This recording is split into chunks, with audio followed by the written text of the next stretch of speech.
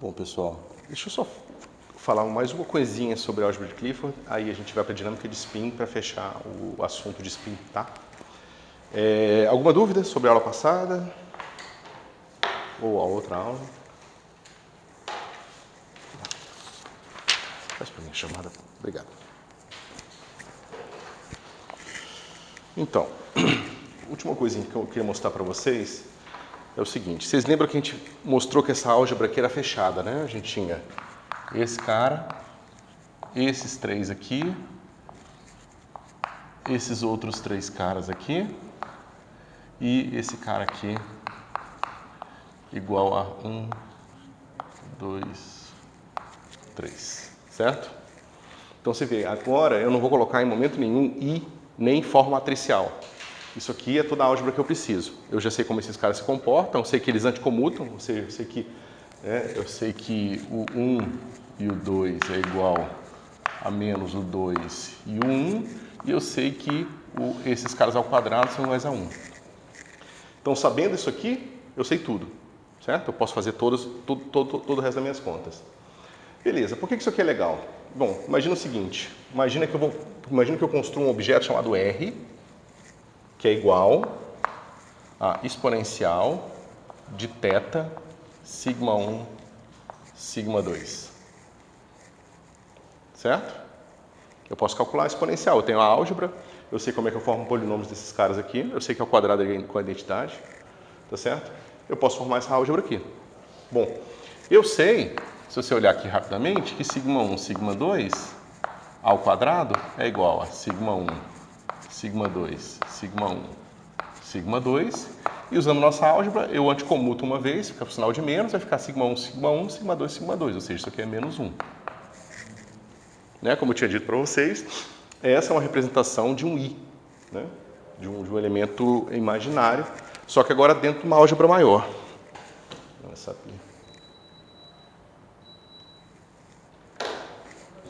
Oi.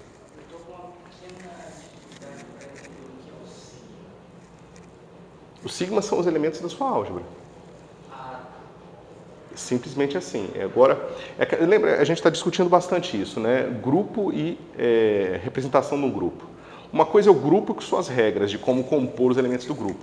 Outra coisa é você transformar essa coisa que tem essas regras em conjunto de operadores que agem num certo espaço vetorial. Isso é representação. O grupo é simplesmente, digamos, a regra de multiplicação. Entendeu? Aqui é a mesma coisa, aqui é só a regra de multiplicação. Isso aqui não é mais matriz, isso aqui não é mais nada. Isso aqui são os elementos. Eu defino esse cara aqui como sendo a base da construção da minha álgebra. Eu falo que minha álgebra contém esses operadores, tá certo? Esses operadores, ó. Esses elementos, tá certo? E a álgebra desses elementos é dada por essas regras que eu dei aqui. Acabou, não preciso fazer mais nada. Eu sei como é que soma, eu sei como é que multiplica, agora eu sei fazer qualquer coisa. Tá certo? Eu acabei de mostrar aqui esse elemento aqui da álgebra ao quadrado igual a menos 1, né? Então, esse cara aqui, o que acontece? Eu vou definir esse cara aqui, dagger, não tem nada a ver com dagger que vocês estão acostumados, tá? E isso aqui vai ser simplesmente a reversão. Então, toda vez que ele encontrar esses elementos da minha álgebra, eu inverto a ordem. Então, vai ficar assim, sigma 2, sigma 1. Certo? O que acontece aqui? Se eu faço o seguinte, eu pego o meu R, dagger, e agora eu vou pegar um vetor aqui qualquer. Vamos pegar assim,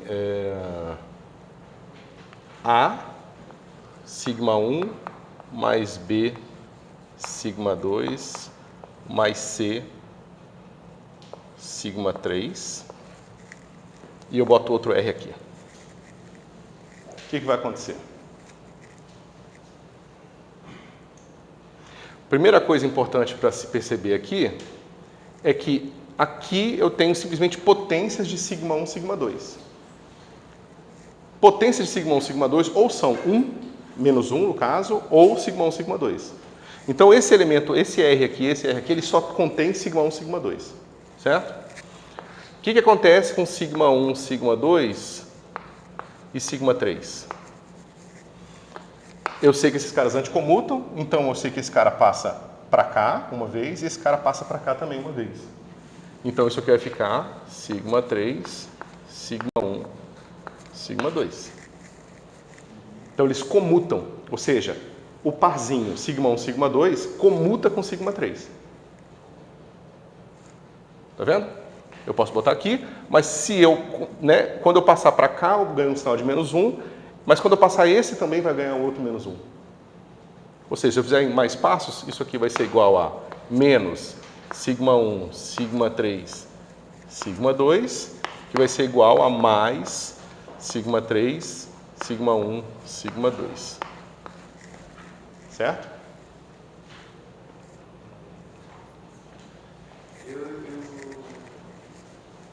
Eu pensei que seria diferente. Eu tratei o sigma 1, sigma 2 como um bloco, só troquei, ele leva só um único sinal. Mas aparentemente não pode fazer isso. Não.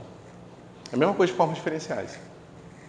Né? Quando você comuta duas... Quando você pega o produto externo entre duas formas diferenciais, ele vai ter o sinal de menos ou não, dependendo do número de formas dentro de cada elemento. Então vejam, sigma 1, sigma 2 comuta com sigma 3. Então nesse caso aqui, o meu R, quando eu fizer a distributividade aqui, vai ficar assim, ó. Isso aqui vai ser igual a R Dagger A sigma 1 mais B sigma 2 R mais C R Dagger sigma 3 R. Certo? Professor, só voltando nesses blocos de números, é só pensar que trocar um vai trocar o sinal, né? É só isso que você precisa saber. Toda a álgebra do grupo de rotação está nessa regra. Por incrível que pareça. É o que eu vou mostrar. Trocou dois elementos, trocou dois sigmas, ganhou um sinal. Agora você sabe como é que você pode... Agora você pode comutar esse com esse, você pode fazer o que você quiser, porque você sabe a regra básica, com essa regra básica você sabe comutar qualquer outro tipo de elemento com qualquer outro tipo de elemento. Certo? Beleza. Bom, então, isso aqui dá isso aqui, mas isso aqui, pessoal, eles comutam. Então eu posso botar o sigma 3 para cá, né? E isso aqui vai ficar assim, ó. A sigma 1 mais B sigma 2 R. Eu errei uma coisa, tá, pessoal? Faltam sobre 2 aqui. Tinha esquecido. Vocês já vão entender por que o sobre 2 é muito importante, justamente porque a gente está falando de spin, tá? Mas vamos lá. Então, eu pego esse cara aqui, mais C sigma 3 R Dagger R. Mas, pessoal, R Dagger R é o produto dessas duas exponenciais. Essas duas exponenciais, elas têm um objeto engraçado aqui. Mas esse cara aqui comuta com esse, porque ele é o mesmo, a menos de um sinal. Certo? Então, o produto das exponenciais, nesse caso específico, é igual ao exponencial da soma. Certo? Não deveria ser um menos, professor? Oi? Eu troquei uma vez o sigma. Mas cuidado, você trocou o sigma com o R. E o R só contém 1 e potências de sigma 1 e sigma 2. E sigma 3 comuta com 1 e comuta com qualquer potência de sigma 1 e sigma 2. Ou seja, sigma 1, sigma 2 elevado a n, sigma 3, é igual a sigma 3, sigma 1, sigma 2 elevado a n. Logo, exponencial de θ sobre 2, sigma 2, sigma 1, sigma 3 é igual a sigma 3 exponencial de θ sobre 2, sigma 2, sigma 1. Certo? Bom, mas o que acontece quando eu somo esse argumento com esse argumento aqui? Dá zero. Então, isso aqui é igual a identidade. Certo? Isso aqui é igual a 1. O que quer que seja que esse sanduíche de R está fazendo no meu vetor, está deixando o meu sigma 3 quietinho. Tá certo? Mas você escolheu para ser assim, você podia ter jogado para fora qualquer um dos sigmas, né? Não. E a gente já vai ver por quê. Mas ali é uma soma usual. A qual? Aqui? Aí embaixo. É uma soma, normal. E aí você, cara, eu vou escolher o último para jogar para fora. É porque eu sei que a álgebra que o último tem com R é especial. Ele comuta. Eu vou mostrar agora em seguida que a álgebra que o R tem com sigma 2 e sigma 1 é diferente. Ou seja, a regra de comutação deles é diferente. Mas sigma 1 é igual a sigma 2, que é igual a sigma 3. São todos elementos... Igual no sentido de que são elementos equivalentes, sim. Mas eles não são o mesmo. Tá bom, vou esperar para você. E por que isso aqui é importante, pessoal? Porque agora, quem é sigma 1, sigma 2 com sigma 1, por exemplo? Eu comuto sigma 2 para cá. Ganho o sinal de menos 1. Só que aí o sigma 1 já está do lado direito. Porque eles são iguais. O sigma 1 comuta com sigma 1. Então isso aqui é igual a menos sigma 1, sigma 1, sigma 2. Esses caras anticomutam.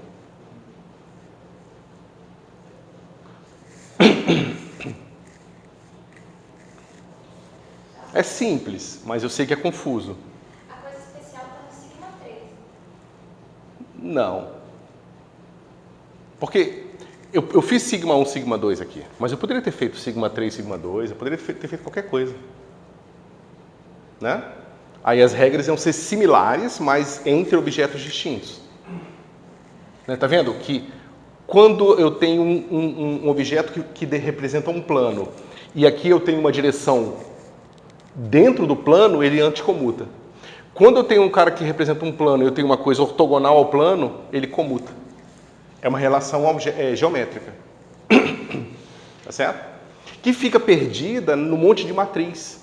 A vantagem da álgebra de Clifford é que ela traz isso de volta para você. Você pega um elemento da geometria, que é o fato do plano conter ou não conter o vetor, e aquilo se traduz em uma regra específica para a álgebra. Então a álgebra captura esse aspecto geométrico do que você está trabalhando. Bom, mas se esses caras anticomutam, o que eu posso fazer com isso aqui? Veja, R vai ter potências pares e potências ímpares desses caras aqui, certo? As potências pares vão ser proporcionais à identidade, né? Porque sigma 1, sigma 2 ao quadrado é igual a 1, a menos 1. Sigma 1, sigma 2 à quarta é igual a 1. Sigma 2 à sexta, sigma 1, sigma 2 à sexta vai ser menos 1. E assim por diante. Vocês concordam? Né? Ó, sigma 1, sigma 2 ao quadrado. A gente já fez, cara, é menos 1.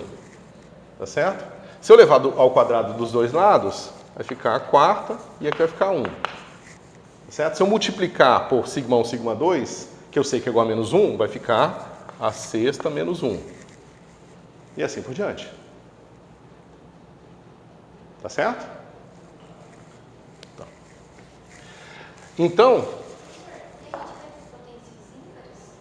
Oi? A gente vai ter potências ímpares? O exponencial vai ter todas as potências, lembra, né? Exponencial é só analisar a série de potências da sua função, no caso exponencial. Isso mesmo. Tá? Bom, então, como é que vai ficar o meu R? Meu R vai ficar assim, ó. Identidade, que é a potência 0, né? Mais θ sobre 2, sigma 1, sigma 2, mais θ sobre 2 ao quadrado, menos 1, tá certo? Sobre 2 fatorial, mais θ sobre 2 ao cubo, menos sigma 1, sigma 2, sobre 3 fatorial, mais θ sobre 2 a quarta, e agora vai ficar só, né? Mais 1 sobre 4 fatorial e assim por diante. Certo? Bom.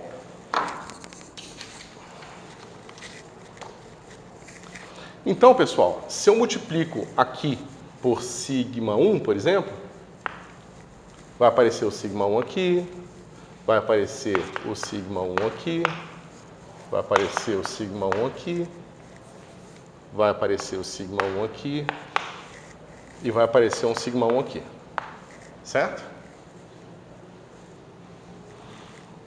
Então, esse sigma 1, ele já está no lado esquerdo e no lado direito, tanto faz, eu posso tirar ele para a direita. Ou seja, eu estou basicamente falando que sigma 1 vezes 1 é igual a 1 vezes sigma 1.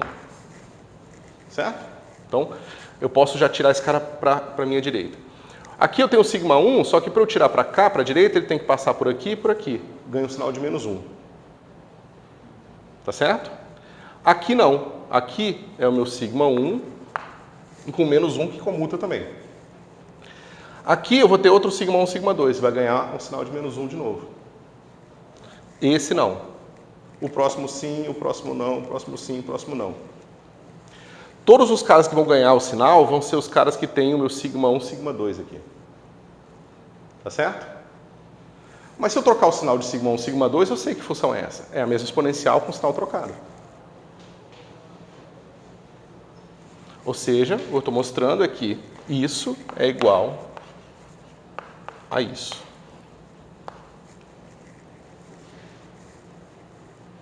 Certo?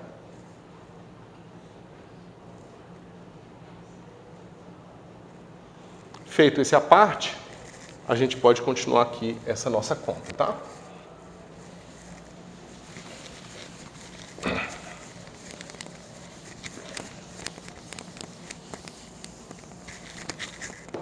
Então, continuando essa conta aqui, para cá, a gente vai ter a seguinte: R d'H. Eu mostrei aquilo para o sigma 1, mas para o sigma 2 é igual, porque o sigma 2 também anticomuta com sigma 1, sigma 2, pelas mesmas razões que sigma 1. Então, quando o meu R vir para cá, ele vai vir com o Dagger, certo? Então vai ficar assim, ó, R Dagger ao quadrado, vai ficar assim, A sigma 1 mais B sigma 2 mais C sigma 3, certo? Mas isso aqui, pessoal, o que é isso aqui? Ao quadrado é igual a exponencial de menos θ sigma 1 sigma 2. Pessoal, tinha um sobre 2 aqui. O sobre 2 sumiu porque quando eu comutei esse cara para cá, ele ficou com o mesmo sinal que tinha da esquerda e se somou. Né? Esse cara aqui, lembra? Esse cara aqui, a gente tinha escrito aqui atrás, esse cara aqui é igual a exponencial de θ sobre 2, sigma 2, sigma 1, que é igual a exponencial de menos θ sobre 2, sigma 1, sigma 2. Quando eu multiplico esse cara por ele mesmo, esses caras comutam entre si, eu somo e fica assim. Eu tenho uma pergunta. Você usou essa ideia que a gente desenvolveu para transformar a soma e R... Para trazer esse R para cá. Aqui, tá? Só isso. Então, ele veio para cá e ficou quadrado. Tá certo? Beleza. Isso feito, eu tenho que R ao quadrado é igual a esse cara aqui. Mas, pessoal, eu já sei que isso aqui é um I. Não se comporta como um I? Quando ele está, né, em potências ímpares, ele vai ser proporcional a ele mesmo, potências pares vai ser proporcional a mais ou menos 1, com a mesma cadência do I. Certo? I ao quadrado é igual a menos 1, I à quarta é igual a 1 e assim por diante. Certo? Então eu sei que isso aqui é igual a cosseno de θ menos sigma 1, sigma 2, seno de θ. Certo? Isso aqui é a representação dos números complexos, né? Se você lembrar disso aqui, ó, olha aqui. Esse cara aqui, ó, vamos tirar o sigma 1 daqui de novo.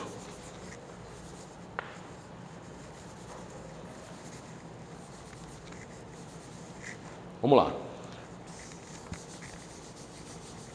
Olha que interessante. Se eu abrisse só esse cara aqui, ia ser assim. 1, mas esse aqui era sigma 1, sigma 2. Menos 1, sigma 1, sigma 2. Então, para eu pegar todos os caras proporcionais à identidade, eu teria esse com esse, depois esse. Mas que função tem essa série? 1, Teta, né? Uma coisa ao quadrado sobre 2, uma coisa quarta sobre 4. Isso é a série do cosseno, né? Então, isso aqui, R, é igual a cosseno, mas de teta sobre 2, tá certo? E aqui, mais sigma 1, sigma 2, seno de teta sobre 2, tá certo? Foi o fato de eu ter trazido esse cara para cá e ele ficado ao quadrado que tirou o sobre 2 aqui dos senos e cossenos. Tá certo? Mas, pessoal, agora eu sei quem é isso aqui, eu sei quem é esse cara aqui. Né? Eu vou fazer... Nossa. Né? Então, vai ficar assim. Cosseno de teta menos sigma 1, sigma 2, seno de teta. Tá certo? E aqui vai ficar assim. A, sigma 1, mais B, sigma 2, mais C, sigma 3. Certo? Certo, pessoal? Vamos abrir. Quem que vai multiplicar sigma 1? Cosseno teta A. Certo? Maravilha. O que vai multiplicar sigma 2? Cosseno teta B. Isso está bem claro. Quando eu pegar esse aqui vezes isso aqui, o que vai acontecer? Vai ficar assim, menos sigma 1, sigma 2, sigma 1. Certo?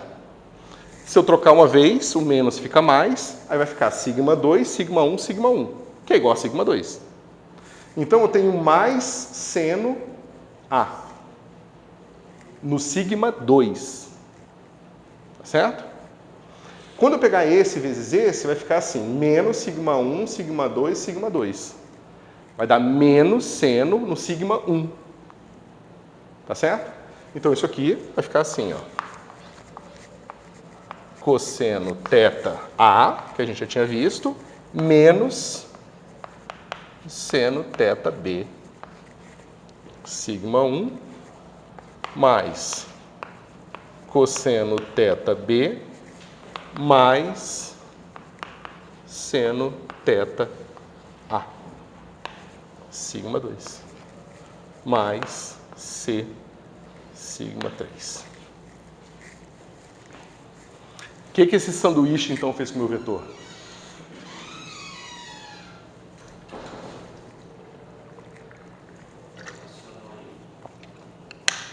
Ele girou em torno do eixo Z. Ele girou o meu vetor em torno do eixo Z.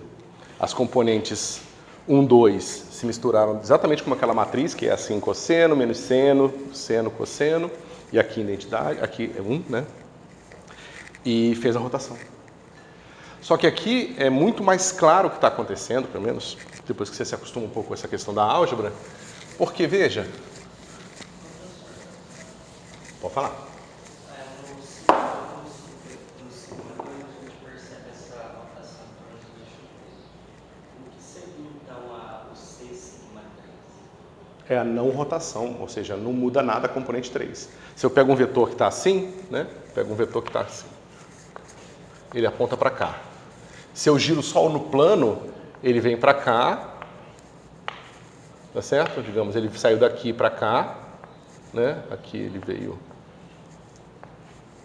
Ele saiu daqui para cá, componente no plano, mas a componente Z dele não mudou. Certo? Eu pego um vetor aqui e giro só no plano, a componente Z dele não muda.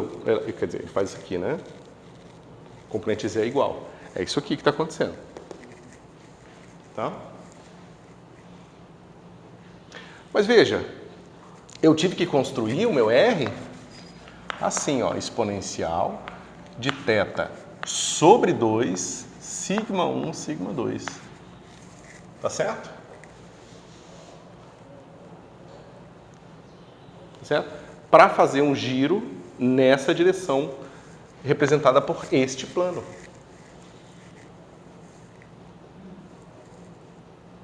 Tá certo? E aí você tem um giro no plano. Mas eu não precisei botar mais nada. Simplesmente que sigma 1, sigma 2 é igual a menos sigma 2, sigma 1, sigma 1, sigma 3 igual a menos sigma 3, sigma 1, e sigma 2, sigma 3 igual a menos sigma 3, sigma 2. Só isso. O resto já está aqui. E que eles ao quadrado são iguais a 1. Professor, quando você fala que não precisa pôr mais nada, mas nenhum elemento de fora, né? É isso. Só sigmas e sigmas. Só os sigmas. Não, e os meus sigmas ainda servem para mim. Essa álgebra eu represento escalares, vetores, áreas e volumes. E eu tenho uma regra só nela. E eu faço tudo. Certo? Na verdade, toda a álgebra que vocês aprendem em cálculo 1, 2, 3 e 4, não sei quantos cálculos vocês fazem, está presente aqui. Todos os produtos externos, todas aquelas regras de rotacional do rotacional, está tudo aqui. Se você souber como é que comuta sigma 1 sigma 2, você sabe fazer tudo aquilo. Você não precisa lembrar de mais nada. A nossa regra, então, aí é só pensar no multiplicador. Como é que é? E a nossa regra mesmo, para poder mexer com sigmas, é só o multiplicador. Só o anticomutador, exatamente. Exatamente. Então, pessoal, pelo fato desse objeto agir dos dois lados do vetor, que me forçou a ter o θ sobre 2 aqui. Tá certo? Pode falar.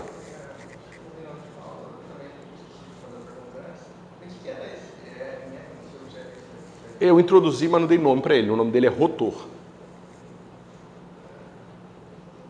Ele é simplesmente um exponencial dessas áreas. Tá certo? Não tem nada de... Quer dizer, tem muita coisa especial nele, mas é só isso, entendeu?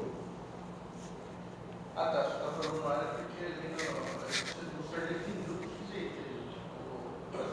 jeito. Isso, eu defini ele desse jeito. Potência ser áreas. Mas pode ser outros objetos também. Não, em princípio, como minha álgebra como é que se diz? Me permite combinar qualquer elemento com qualquer elemento, eu poderia calcular exponencial do i, exponencial de vetor, eu podia fazer qualquer coisa, tanto faz.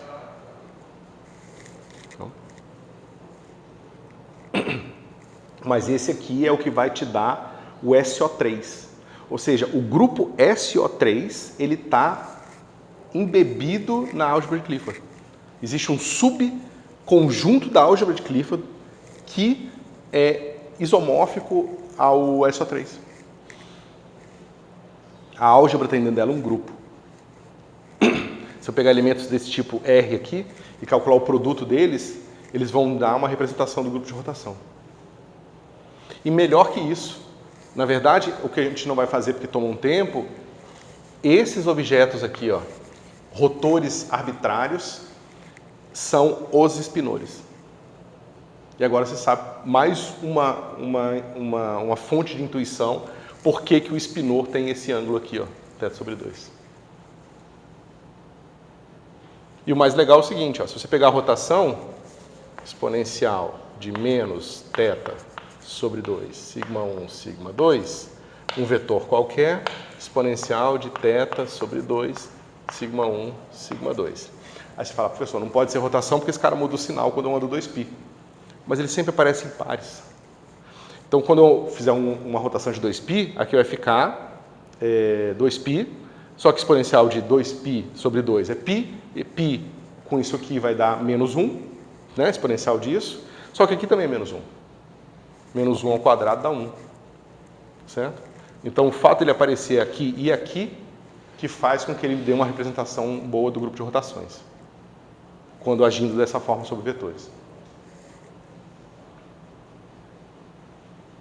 Aí você pode até achar que isso é uma certa coincidência, né?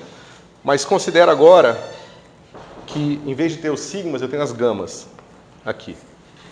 A diferença crucial aqui é que gama 0 ao quadrado tem que ser igual a quanto, pessoal? Para dar a métrica de Minkowski.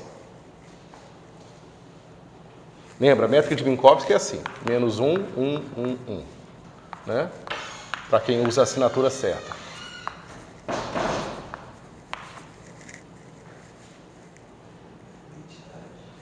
Então, esse cara tem que ser igual a menos 1 e esse cara, onde i é 1, 2 e 3, tem que ser igual a 1. Então, lembra, os meus sigmas, eles eram assim, sigma ao quadrado igual a 1. Nesse aqui eu tenho um gama zero que é igual ao quadrado igual a menos 1. Certo? Mas se você fizer essas contas que a gente acabou de fazer aqui, vai dar tudo igual. Exceto por um detalhe. A área gama zero, gama 1 ao quadrado dá quanto? Vai ficar assim. Gama 0, gama 1, gama 0, gama 1. Que vai ser igual a anticomuta, ganha um sinal de menos, gama 1 ao quadrado, né? Vai ficar assim, menos gama 0, gama 0, gama 1, gama 1. A diferença é que agora eu vou ter gama 0 ao quadrado sendo menos 1 e esse igual a 1. Então isso aqui é igual a 1. Então quando eu girar no plano 0, 1, vai ser tudo igual, exceto pelo fato de que em vez de senos e cossenos, eu vou ter senos hiperbólicos e cossenos hiperbólicos, que é justamente o boost. É a mesma álgebra do grupo de rotação, só que agora com esses elementos tendo quadrado igual a identidade, e não a menos identidade. Então todo grupo de Poincaré, de certa forma, o melhor grupo de Lorentz, está dentro dessa álgebra aqui. Ó. Isso aqui define para a gente o grupo de Lorentz. Certo? Professor, por isso, não por isso, mas é por isso que você corrigiu o θ sobre 2. É importante que tenha esse sobre 2 porque ele vai vir em pares. Exatamente. E o seu spinor nada mais vai ser do que um rotor. A gente não vai fazer isso dessa forma, tá? Mas você nem precisa, você não precisa, a álgebra ela contém vetores, áreas e também contém spinores. Essa álgebra tem tudo que a gente precisa. Nada do que a gente faz na física a gente precisa, que a gente usa na física está fora dessa álgebra. Fora a parte de cor, sabor, essas coisas que tem a ver com, né, com os outros tipos de interação. Certo? Por isso que ela é extremamente poderosa. Ela contém todos os elementos dos grupos de transformações que são importantes para a gente. Certo? E se você vai para Minkowski, ou seja, você vai para um espaço curvo não, você vai para uma relatividade restrita, e se você vai para espaços curvos, ela também vai carregar essas coisas. Mas aí bem mais complicado. Tá? Seria mais fácil, então, digamos assim, estudar Clifford para Eu acho. generalizar para tudo e depois derivando essas álgebras específicas dentro de Clifford do que aprender esse monte de álgebra diferente? Sim, eu acho. Mas historicamente não foi feito assim, né? E a gente, infelizmente ou felizmente, eu não sei, nós somos um produto de tradição, né? As pessoas fazem coisas como da maneira que era feito no passado, porque é difícil mudar as coisas e aí tem uma certa inércia que demora a ser modificada. É que vendo agora a cena parece mais simples. Eu acho. Eu acho extremamente mais simples. Se você calcular agora aqui o rotacional do rotacional, você vai ver que é trivial. Porque o rotacional nada mais é do que você pegar um vetor V com um vetor U e depois multiplicar por I. Quem fez eletro comigo lembra que a gente tinha um mapa que levava os bivetores ou as áreas de volta para vetores. Esse mapa é multiplicar por I, que é o sigma 1, sigma 2, sigma 3. Aí se você pegar esse cara aqui depois, né? Esse cara vai ser um vetor. Aí se você pegar esse cara aqui com um W aqui e multiplicar por I, se você pegar as regras de comutação, de anticomutação, você vai comutando esse I, passa por aqui, blá, blá, chega aqui e aí você encontra o resultado. Certo? É muito mais simples. Tá? Mas, pessoal, vamos voltar ao resto do curso, tá?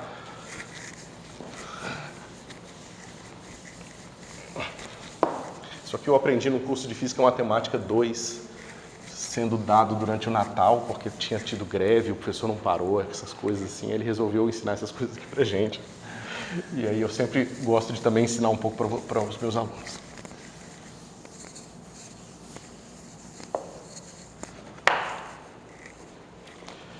Bom, vamos ver então dinâmica de spin.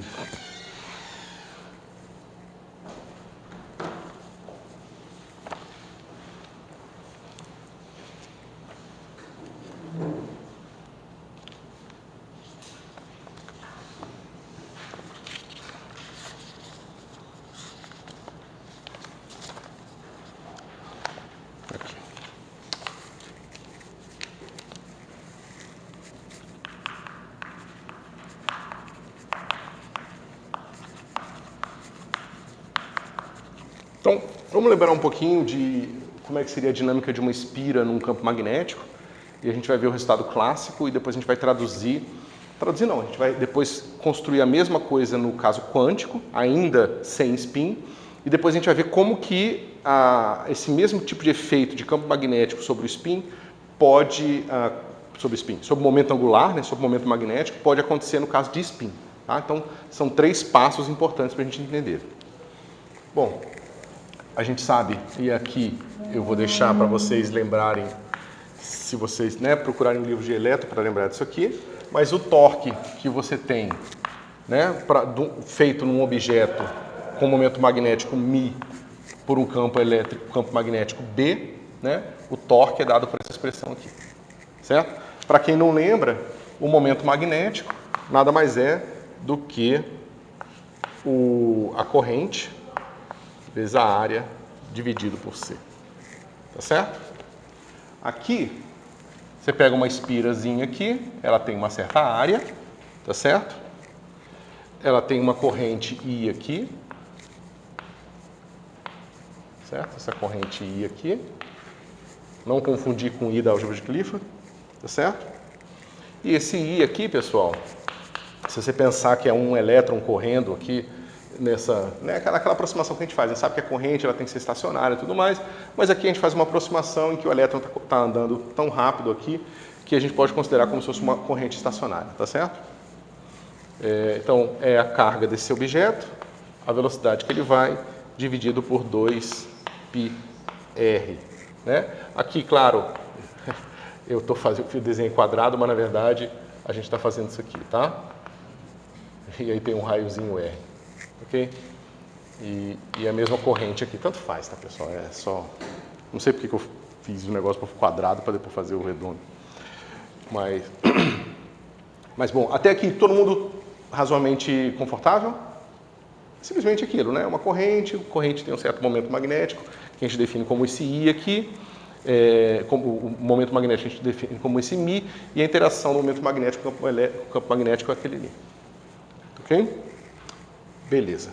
Só que a gente pode fazer o seguinte, vamos tentar dar uma massageada nessa expressão aqui, porque eu quero reescrever o meu momento magnético como sendo alguma coisa proporcional ao meu momento angular.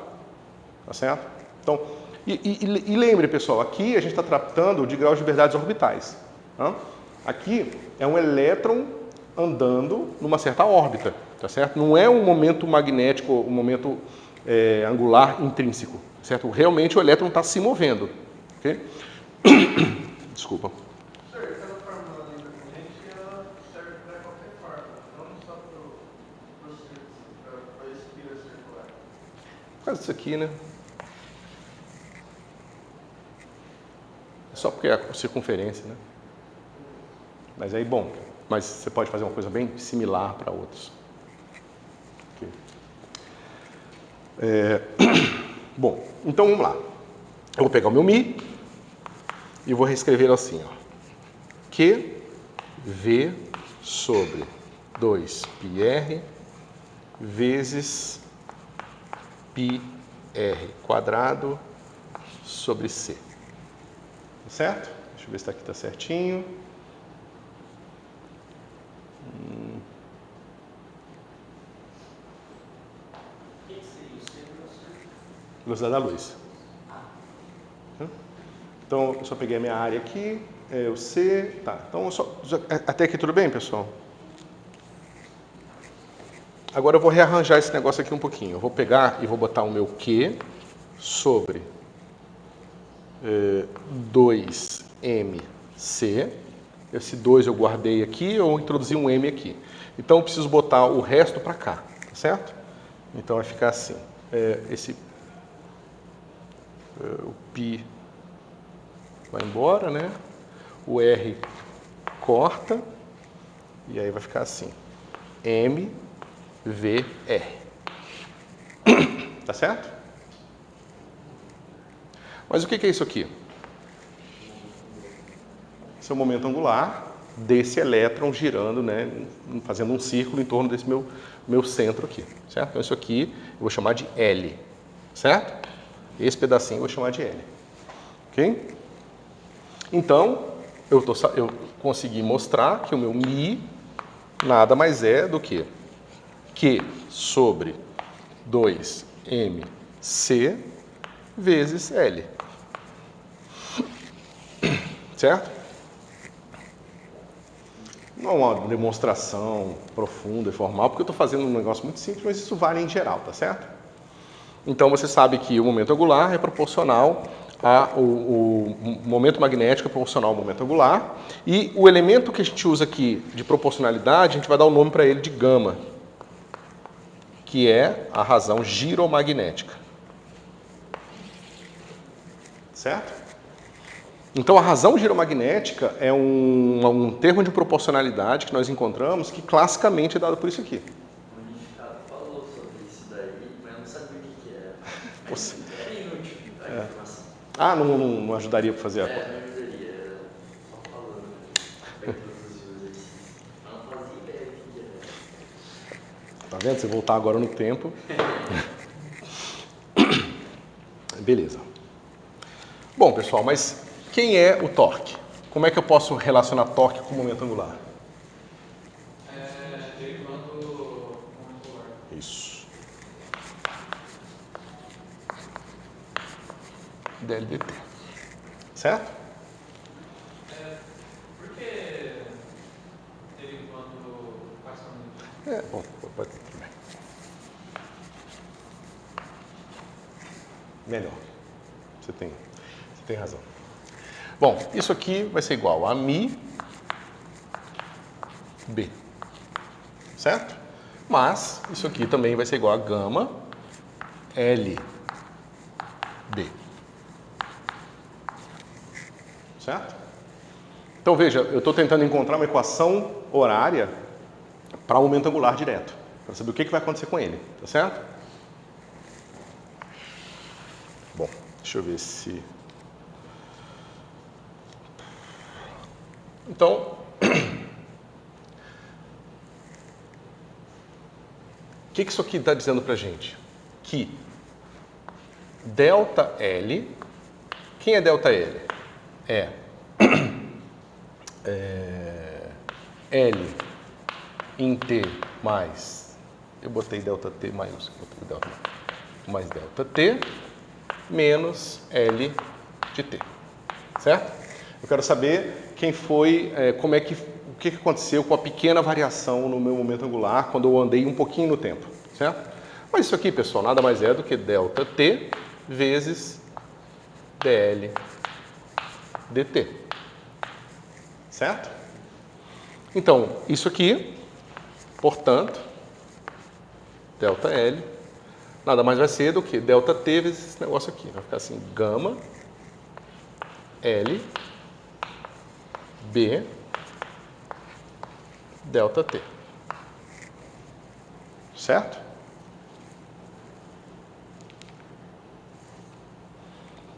Maravilha. Agora veja, esse vetor ele tem que ser ortogonal a esse e a esse aqui. Certo? Ok. Como é que a gente desenha o que está acontecendo aqui?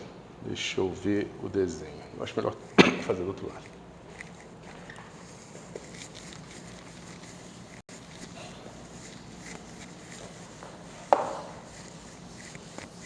Bom, primeira coisa é o seguinte, o que aconteceria se o B e o L estivessem alinhados? Alinhados, ou seja, se eles fossem colineares. Aí não teria. O produto vetorial seria zero, a variação no L seria zero, o negócio está parado, certo? Então, se eu pegar aqui e botar o meu campo magnético fixo para cima, né, eu sei que se o meu L estiver aqui para cá, não vai acontecer nada, certo? Então, eu vou dizer que o meu L está aqui. Certo? Se meu L está aqui, significa que o meu elétron está girando aqui, né? Meio de lado aqui, ok? Então, eu tenho esse cara aqui, esse ângulo aqui eu vou chamar de ângulo θ, tá certo? Esse cara aqui é o meu momento magnético, esse cara aqui já está, né? O meu B está para cá, certo? E aqui, deixa eu ver se eu consigo fazer. Eu tenho um círculo, tá certo? E eu sei que eu tenho o meu campo magnético, esse cara aqui, eles vão formar um plano. Digamos que, nesse caso, só por simplicidade, vamos botar que o campo magnético e o momento angular aqui, ou o momento magnético, estão no plano do quadro, tá certo? Se eles estão no plano do quadro, o produto vetorial entre eles dá o quê? Dá uma coisa para fora do quadro, certo? O Mi e o B faz para cá. Então, o meu delta L, ele está saindo para cá, então ele está vindo para cá, ó. Tá certo? Eu sou péssimo de desenho, mas deu para entender. Pensa que esse círculo eu só botei ele um pouquinho deitado, porque senão a gente não veria ele, que ele estaria perfeitamente assim, tá certo? Eu deitei ele um pouquinho, e esse cara aqui está apontando para fora do quadro, ele está vindo na nossa direção, tá certo? Então, é isso que está acontecendo, né? Então, basicamente, eu tenho esse aqui, ó. Eu posso fazer esse triângulozinho aqui, tá? Se eu tiro o módulo dessa expressão, eu tenho que o meu delta L vai ser igual a gama L B. E aqui, deixa eu ver, vai ser o seno do ângulo dos dois vetores, né? Que é o módulo do produto vetorial, é módulo de um, módulo do outro e seno do ângulo entre os dois. Mas o ângulo entre os dois é θ. Né? Ó, o B está para cá, o Mi está para cá. Certo? Então, esse cara aqui vai ficar gama LB seno de θ. Certo? Delta T. Alguma dúvida até aqui? Maravilha. Agora, veja. Quem é esse cara aqui, ó?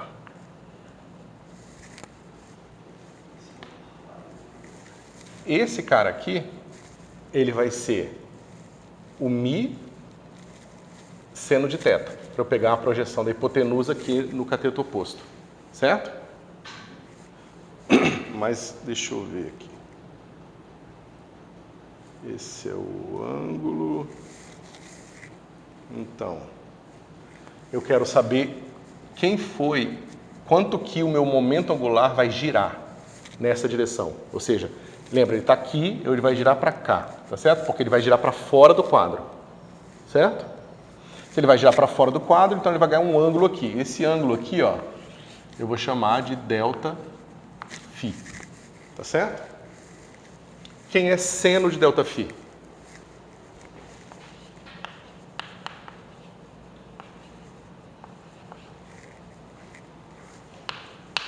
É igual. Oi? É. Então vai ser o cateto oposto ali, que é o meu delta L, tá? Dividido por esse cara aqui. Certo? Que é o que a gente acabou de ver, que é L seno de θ. Né? Aqui é delta menos, é porque o menos... Porque o ângulo está ficando negativo, tá? O ângulo está ficando negativo porque ele está andando para fora do quadro. Ele não está andando nessa direção, ele está andando para baixo. Se você pensar nesse círculo aqui e fizer assim com ele, o φ está descendo, certo? O φ está envolvendo esse movimento para baixo. Tá? Certo? Então eu tenho isso aqui. Maravilha. Mas agora eu posso usar essa expressão de cima e reescrever esse cara aqui como sendo menos gama B delta T. Certo? Bom, mas o meu seno de delta φ para delta φ pequeno vai ser igual a isso aqui. Ou seja, eu tenho que φ ponto é igual a menos gama B. Se meu B for constante, em módulo, em direção e tudo, então, o que vai acontecer aqui? Φ vai ser igual a menos BT mais um φ0. Tá certo? Então qual vai ser o efeito? A minha espira ela vai estar assim, né? E ela vai girar em volta do campo magnético. Ela vai fazer isso aqui. O momento angular dela vai fazer isso aqui em volta do campo magnético. Certo? O elétron vai girando em planos diferentes, e a direção desse plano gira em torno do campo magnético. Para sempre. Com essa frequência aqui. Pode falar? Ah, achei que você tinha levantado a mão. Bom. Agora, a gente fez isso simplesmente introduzindo o acoplamento à mão. A gente fala, o acoplamento é assim, porque o torque é dado por isso aqui. Vamos deduzir esse acoplamento do ponto de vista newtoniano. Por que a gente vai fazer isso do ponto de vista newtoniano? Porque a mecânica quântica se formula baseada na newtoniana. Então, se a gente quiser quantizar esse sistema aqui, a gente precisa necessariamente construir a newtoniana que dá ele, tá certo? Antes de eu fazer isso, todo mundo entendeu o sistema físico que a gente está tratando? Uma espira simples, redondinha, na presença do campo magnético constante, vai ter o seu momento angular com a componente aqui girando, né, em torno de um campo magnético. Certo? Maravilha.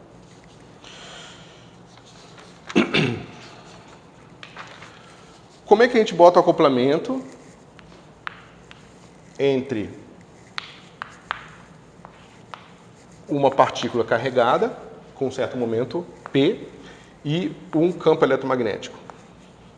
É o que a gente chama de acoplamento mínimo. Vocês já viram isso aqui?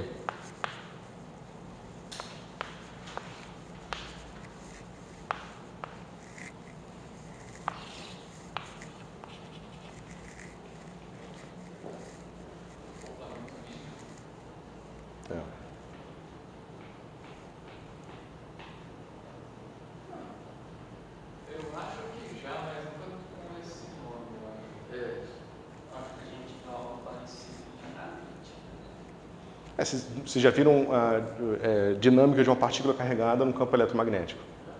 Né? Esse A é o potencial vetor do seu campo eletromagnético. Mas esse potencial vetor, ele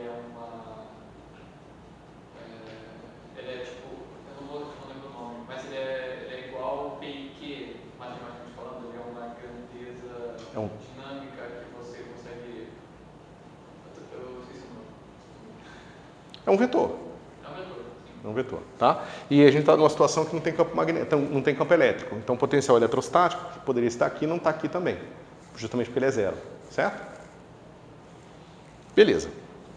Só que agora, pessoal, a gente tem que tomar cuidado, porque agora tem vários detalhes importantes aqui. Tá? Primeira coisa, a gente está quantizando o movimento da partícula, mas nós não estamos quantizando o campo eletromagnético. Se a gente conseguir, no finalzinho desse mês, a gente vê isso, tá certo? A quantização do campo eletromagnético. Mas, por enquanto, a gente está quantizando só a partícula. Nesse sentido, o meu potencial vetor é uma função da posição da partícula, que, por sua vez, vai ser o operador. Tá certo? Quando a gente quantizou o oscilador harmônico, ninguém se preocupou com o fato de que o potencial, né, sei lá, m ômega x quadrado sobre 2 que a gente botou na nossa newtoniana, na verdade é a força que a mola faz na partícula. E a gente está quantizando a posição da partícula naquela força. Ou, no caso, no potencial da mola. Tá certo? Então, veja, na mecânica quântica, a gente está quantizando a posição da partícula, ou seja, os estados do sistema partícula estão sendo quantizados. Mas a mola em si, em princípio, parece uma mola clássica. É um potencial desse tipo aqui. Aqui é a mesma coisa, tá certo? É o nosso potencial vetor como função de um operador x posição agora. Tá certo? Parece que não tem tanto problema no oscilador ter potencial vetor, você trabalha com os elétrons, parece que... É porque a gente não pensa na mola como uma coisa com dinâmica própria, a gente só pensa nela como uma força atuando na nossa partícula. Já o campo eletromagnético, a gente pensa nele como sendo uma coisa em si. Como eu posso quantizar uma e não quantizar a outra? Basicamente, a gente está supondo que, para os efeitos que nos interessam, o campo eletromagnético se comporta classicamente, certo? Que se pode pensar como uma aproximação. E, na verdade, é, tá? Você consegue descrever um monte de coisa com isso, mas não tudo. Bom, o que acontece se eu abrir isso aqui agora? Porque, veja, esse cara é um operador, mas esse cara é um operador também porque ele é função de um operador, certo? Como é que fica isso aqui?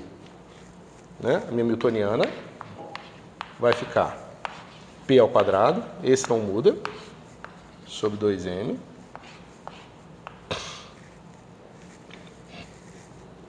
Na hora de eu pegar o termo cruzado aqui, que a gente tem que tomar um pouco de cuidado. Vai ficar assim, ó, menos Q sobre C, P A mais A P. Então, o termo cruzado tem que tomar cuidado, porque esses caras não necessariamente comutam. Como eles não comutam, eu tenho que botar, né, quando eu fizer aqui o P vezes A e o A vezes P, são dois termos independentes, tá certo? E eu tenho aqui mais o termo Q módulo de A ao quadrado sobre 2mc ao quadrado. Certo?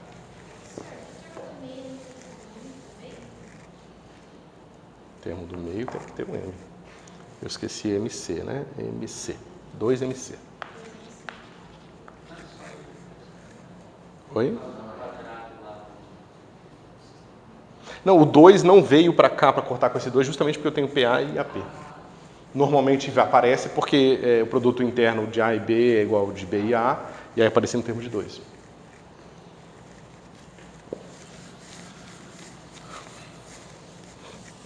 Bom, para a gente ter um campo magnético constante na direção Z, como é que a gente tem que construir o nosso ar?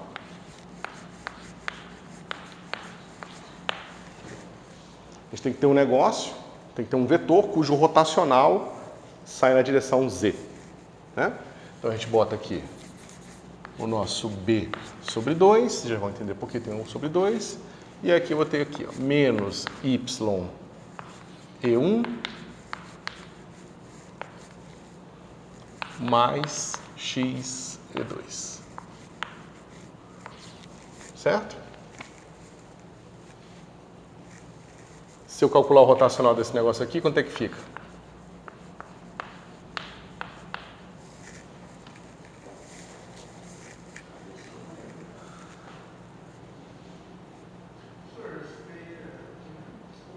Oi? É só uma constante. Certo?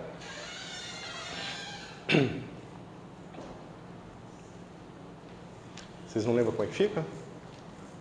Ó. Como é que vai ficar a componente X? Por que tem que ter menos aqui? Você já vai ver. Tá? Então esse cara vai ficar assim, ó. Del A X del Y menos del... Não, pera um pouquinho, esse cara aqui é o... Esse cara é o 1, né? Esse cara é o 1, então vai ficar... Isso. Del Z menos a del Y. Isso. E1. Certo? Bom, 0, 0. Né? Mais... aqui eu posso botar um menos para manter a ordem. Né? Aí vai ficar del AX del Z menos del AZ del X. E2. Certo? Mais, agora sim, del AX del Y menos del AY del X. E3. Ué, eu errei o sinal?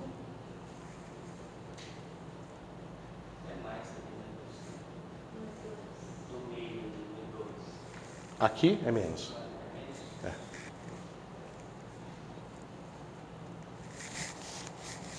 Porque é o 2 que tem a direção oposta, lembra? Será que eu errei uma coisa aqui? Peraí. Não é que isso aqui, da 0 dá 0, isso aqui é fácil. Mas agora está dando menos B, não B. Eu fiz de errado aqui.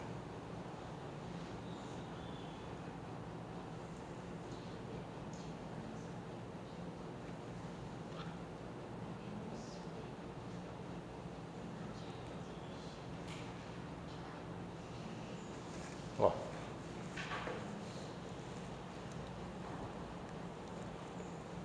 Se eu fizer isso aqui, quer ver?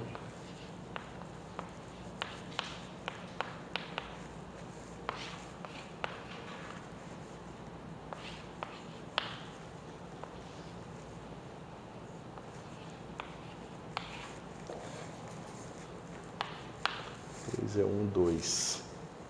Ah, tá. Eu fiz ao contrário. Aqui é x, y, aqui é x e aqui é y. Tá tudo ao contrário, tá? É z, y, z. Oi? É porque, veja,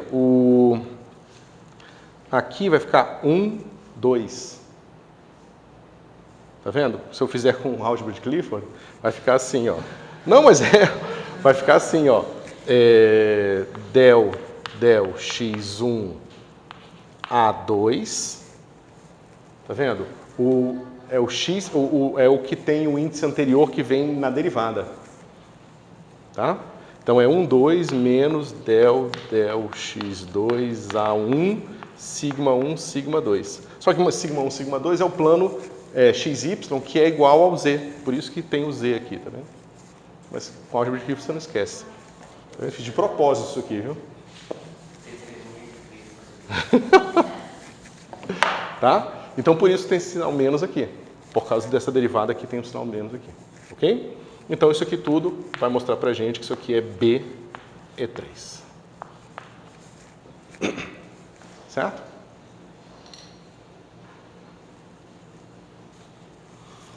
Tem digamos,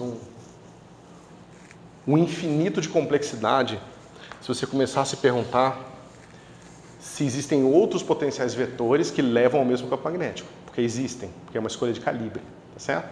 Mas aí a teoria quântica envolvendo eletromagnetismo e envolvendo a liberdade de calibre é extremamente complicada, então a gente não vai entrar nesses detalhes, ok?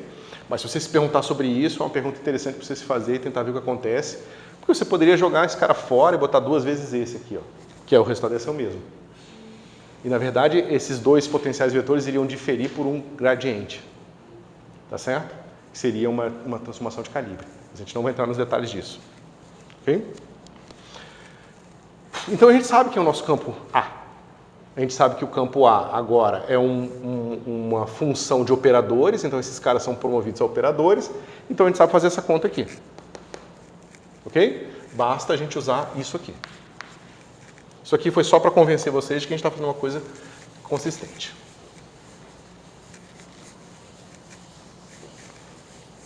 Tudo certo, pessoal, até aqui?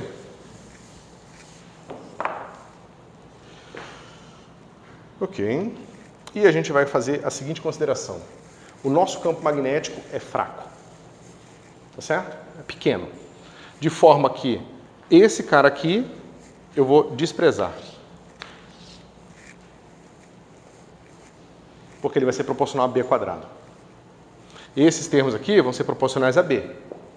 E esse é B². Certo? Então, por simplicidade, eu vou desprezar isso aqui. Que se você pegar, no caso da espira, a gente faz um monte de aproximações para pegar que o torque é igual àquilo lá. Certo? Ok. Além disso, vamos ver o seguinte. Vamos ver como é que esse cara aqui fica. Certo?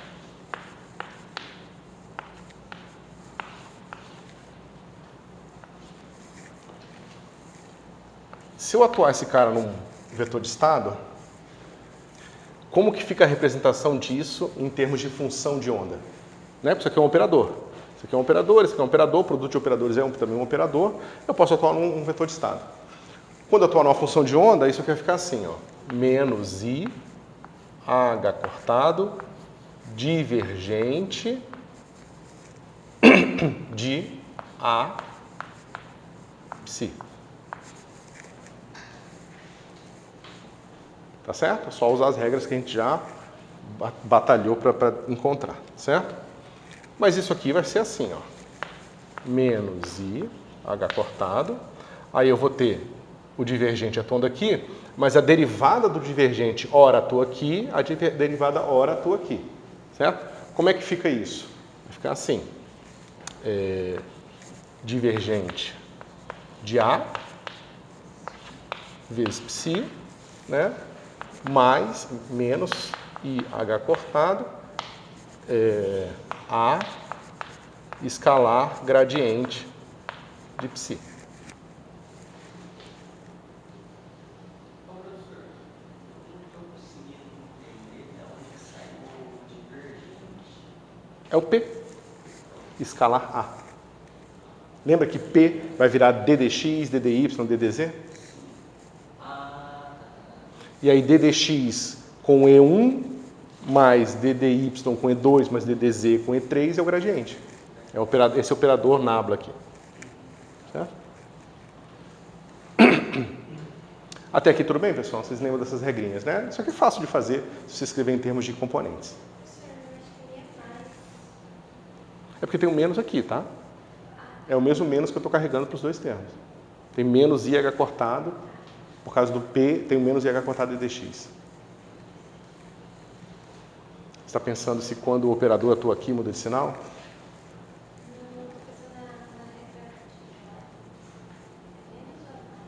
É mais. Mais. Certo? É a derivada de um vezes o outro, mais a derivada do outro vezes o 1. Bom, quanto é que é isso aqui? Quanto é que é esse aqui? É zero, né? É só olhar para lá. Em geral, né? Na verdade, isso aqui tem a ver com o calibre que a gente está usando, certo? O calibre que a gente está usando é de tal forma que o divergente desse negócio aqui é zero. Ok?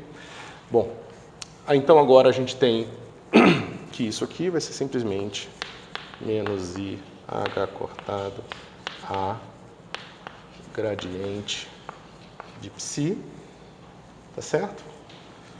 Então agora eu tenho o momento angular da minha partícula, o termo cinético da minha partícula, mais um termo de interação, tá certo?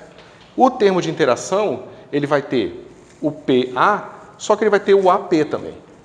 Só que o AP, ele já apareceu aqui de novo, ó, quando eu apliquei na minha função de onda. Tá certo? Então, nesse caso específico, ele comutou, porque esse cara aqui é zero. Tá ok? Então, a minha hamiltoniana, que eu vou chamar isso aqui, ó, hamiltoniana de interação, vai ser assim.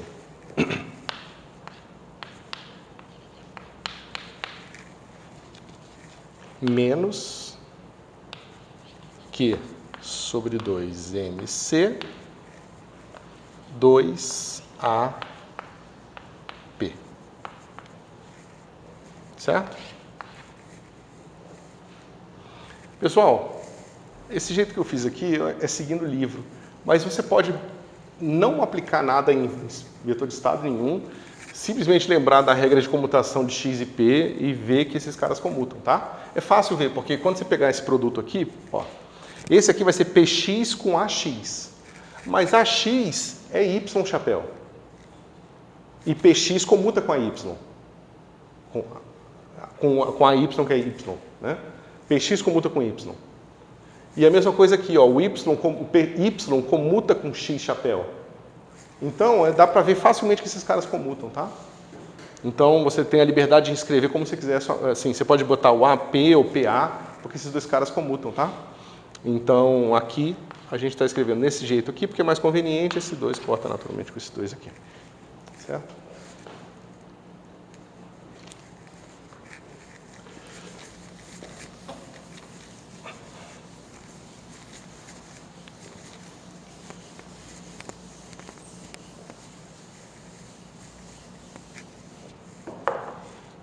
Bom, pessoal,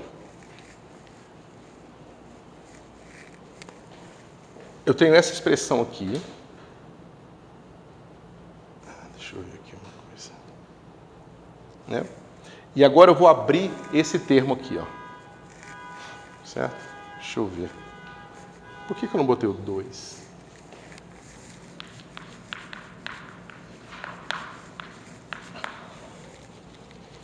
Vai ficar assim. Eu vou manter o 2 aqui e aqui, tá? Porque por alguma razão eu fiz isso. Então eu vou mantê-lo aqui. Ah, por causa do sobre 2 aqui, ó. Tá? Então vai ficar assim. Q sobre 2mc. Aí vai ficar, é fácil, né? O AX é menos Y, então vai ficar assim. Menos Y chapéu PX, né? Aí eu tenho B aqui. E o outro vai ser mais X chapéu PY. Mas o que é isso aqui, pessoal?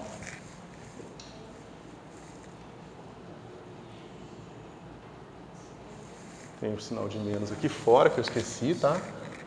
Esse cara é quem? LZ. Certo?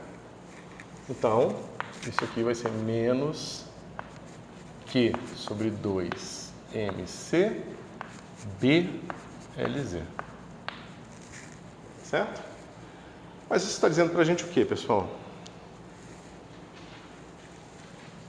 Isso aqui está dizendo que a gente tem menos Q sobre 2mc B escalar L. Não, um jeito esperto de escrever? Eu sei que o meu B só tem componente na direção Z. Eu posso escrever assim, ó. Tem maneiras mais precisas e gerais de se fazer isso, mas a gente faz esse caminho mais simples aqui, certo? Faz a conta para uma direção específica e generaliza para uma direção arbitrária, tá?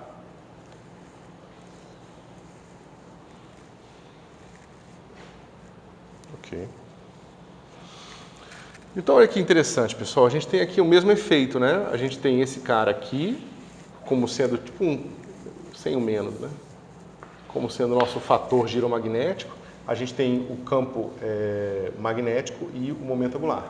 Agora, veja, isso aqui é na newtoniana de interação, não é o torque, tá certo? Por isso que aqui não tá, por isso que está aparecendo um produto interno aqui, certo? Certo? O que a gente estava vendo lá era o torque que aprecia o nosso produto vetorial, tá certo? Então, para vocês entenderem por que está diferente aqui o processo. Ok? Deixa eu ver se tem mais alguma coisa aqui. Certo? Novamente, eu posso reescrever isso aqui tudo como sendo menos mi escalar B, tanto faz, porque o nosso B é uma constante, né? E onde o nosso momento magnético, agora operador, vai ser Q sobre 2mcl.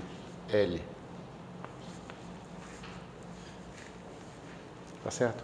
Ou seja, pessoal, isso aqui dá uma maneira direta de a gente medir o L. Basta eu medir o momento magnético da minha configuração ali de partículas. Tá certo? Eu sei o fator giromagnético, então eu sei que eu posso medir o L, e a partir dessa medida eu sei inferir, eu posso medir esse cara, conhecendo esse eu infiro quem é o L. Certo? E a nossa quantização do sistema diz pra gente o quê? Que μz é igual a Q sobre 2mcLz, né? E o que esse cara aqui mede? Quais são os possíveis momentos angulares na direção Z que eu tenho? Quem são os autovalores desse cara aqui? mh cortado. Certo? Ou seja, eu vou poder medir sempre coisas assim, ó.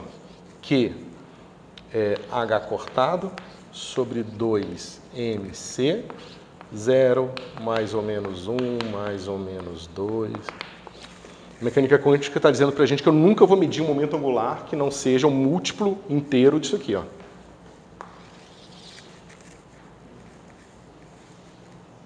por causa da quantização do momento angular, quantiza também o momento magnético, que vai quantizar uma série de outras coisas aqui também. Todos os tipos de movimento e dinâmica que essas coisas vão ter vão depender dos possíveis estados de momento angular que você pode ter.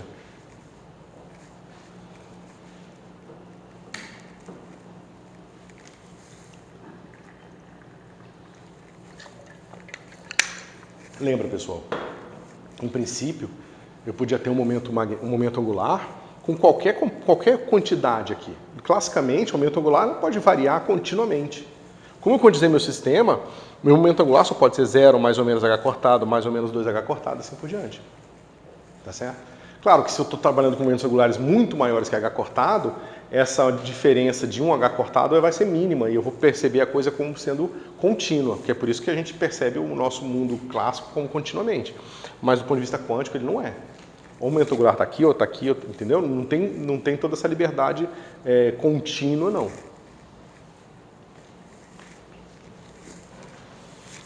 Tá? Então a gente fez o quê? A gente entendeu o sistema clássico, a gente viu a dinâmica dele, agora a gente acabou de ver como que a gente quantiza esse sistema, a gente viu que do ponto de vista da hamiltoniana de interação ele é dado por isso aqui, o que era de se esperar, porque a gente sabe que o torque, né, a força associada a essa interação, vai ser justamente a derivada dessa hamiltoniana de interação, né, basicamente vai transformar esse produto interno numa outra coisa, certo?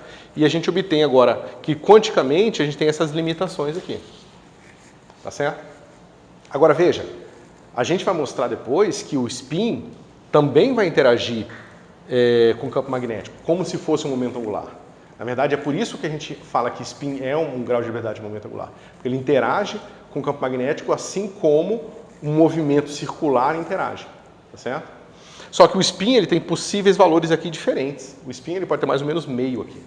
Então, no momento que eu meço um momento magnético com um spin diferente aqui, eu sei que tem uma coisa diferente do que partículas escalares no meu experimento. Então, eu consigo empiricamente diferenciar uma partícula com spin de uma partícula sem spin. Certo? Ok. Então, a gente vai modelar. E como eu disse para vocês, a gente vai modelar porque nós não vamos deduzir de primeiros princípios, tá certo? É o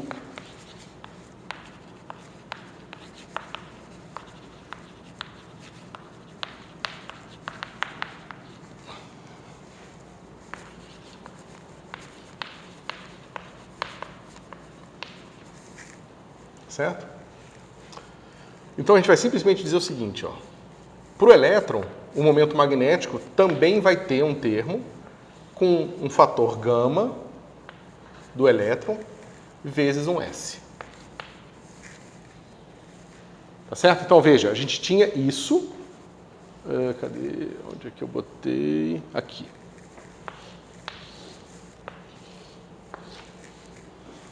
Tinha essa expressão aqui. Tá certo? Quando a gente vai para o elétron, a gente fala, ó, vou ter esse cara aqui. Só que esse cara é desconhecido, porque é um modelo, certo? Eu estou fazendo uma suposição, sem nenhuma razão aparente, de que se o meu elétron também tem momento angular de spin, o momento angular de spin também vai ter um momento magnético μ, só que o momento magnético eu ainda não conheço qual é o fator de proporcionalidade. Certo? É uma hipótese. Ok? E aí eu posso medir esse cara aqui. Só que geralmente a gente não faz isso. A gente faz o seguinte. A gente não mede esse cara diretamente. A gente diz que esse cara vai ser igual a um fator G, esse sim é o desconhecido, tá certo? Vezes menos E sobre 2mc.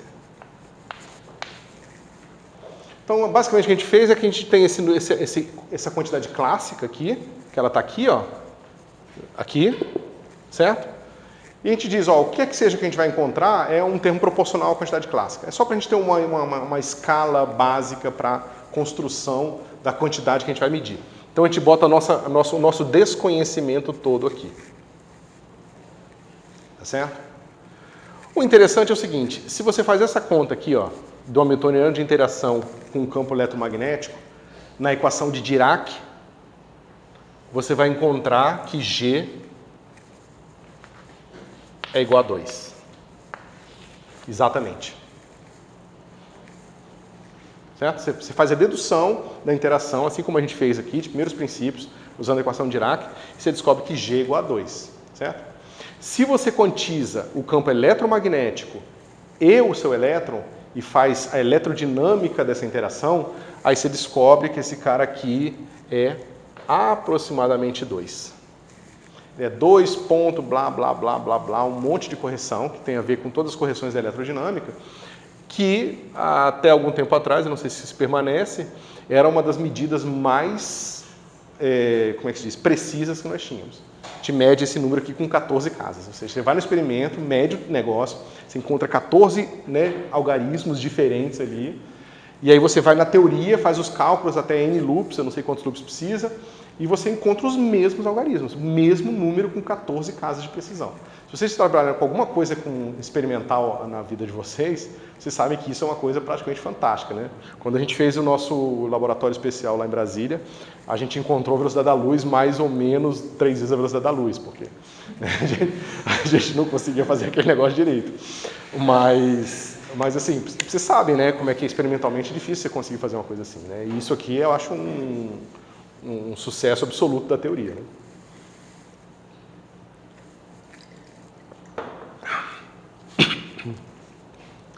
Tá certo? Bom, é isso. Agora, o que a gente vai fazer? Vamos pegar essa interação aqui, modelada dessa forma, e vamos aplicar a dinâmica e ver o que acontece com o spin. Ou seja, o que acontece quando esse spinor, quando você tem um spinor qualquer com um spin bem definido na direção Z, e você bota um campo magnético aqui, naquele mesmo ângulo φ, o que será que vai acontecer com isso? Certo? Será que vai girar igual o clássico giraria, né? O que vai acontecer? Então, novamente, a gente tem a nossa newtoniana de interação, tá certo? Nesse caso, a nossa newtoniana de interação vai ser menos gama do elétron S B. Tá ok?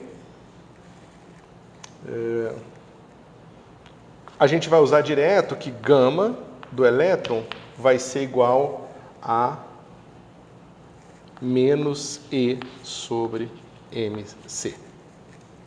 Tá certo? Ou seja, a gente vai usar a versão simples em que G é igual a 2. Ok? Porque a gente não precisa daquelas correções todas. Bom, o que acontece com essa newtoniana aqui, pessoal, quando a gente aplicar ela num certo spinor?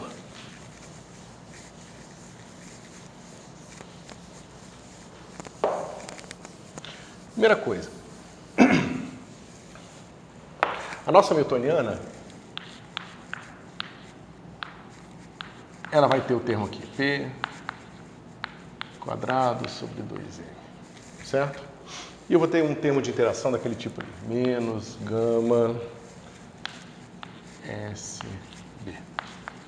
Se meu B é constante, pessoal, ele não vai ser muito importante para mim, porque ele vai comutar com todo mundo, tá certo? Esse cara aqui é um operador, mas esse é um operador de spin, né? O operador de spin, ele comuta com P aqui, certo? Não tem nada que eu precise me preocupar. Como esses dois caras comutam, a gente está naquela situação que eu descrevi para vocês, que você tem que a sua newtoniana é a soma de duas hamiltonianas que comutam, né? Esse termo comuta com esse, né?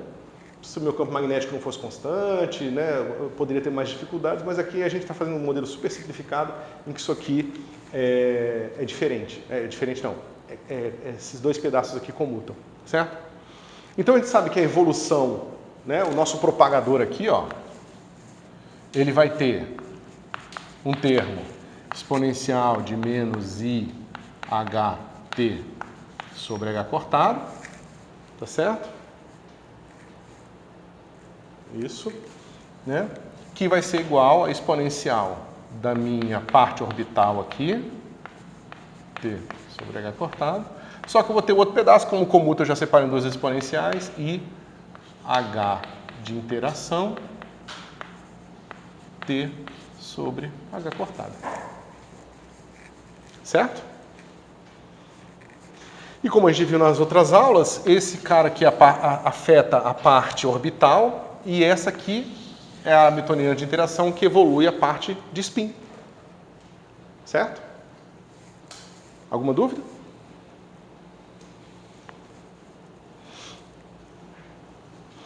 Então, como é que fica, digamos, o nosso U relacionado somente à interação? É só esse pedaço aqui, tá? Eu estou chamando esse cara aqui de U de interação, certo? E ele vai ficar assim, ó. Exponencial de I gama T, gama ET, S, escalar B, sobre H cortado. Ok? Bom, pessoal, mas isso aí é o quê? Exponencial de I. Esse cara eu vou chamar simplesmente menos EMC, menos E. Isso aqui é a carga do elétron. Vamos botar um menoszinho aqui para vocês lembrarem que é a carga, tá? Então, esse cara aqui é a carga do elétron. Cadê você? Bom, quem é o E? O T eu boto MC. O T, tá aqui, o tempo não muda. Esse cara aqui é um B. E aqui é o SZ. Mas quem é SZ? É H cortado sobre 2, aquela matriz assim, ó. 1, 0, 0, menos 1. Isso aqui tudo dividido por H cortado. Certo? Não? Não, tem uma matriz no exponencial e tem um exponencial no exponencial.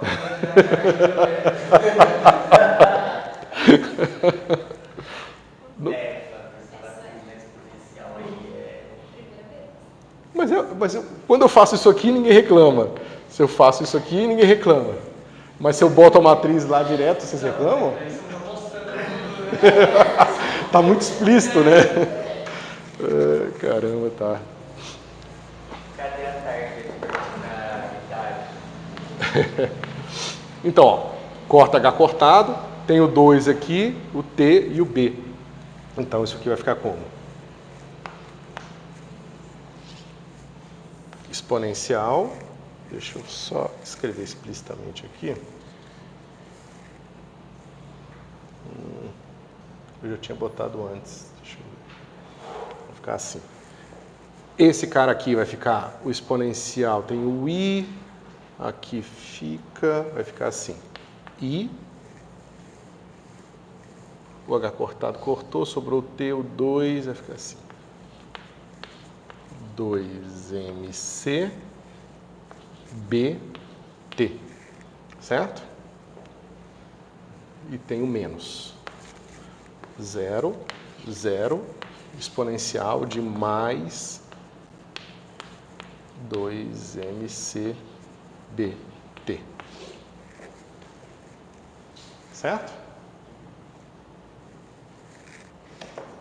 Eu só peguei, lembra? Esse cara aqui é o quadrado da identidade, então esse cara aqui vai ficar sempre 1 sempre, e esse cara 1, menos 1, 1, menos 1, 1, menos 1, 1, e assim por diante. Certo?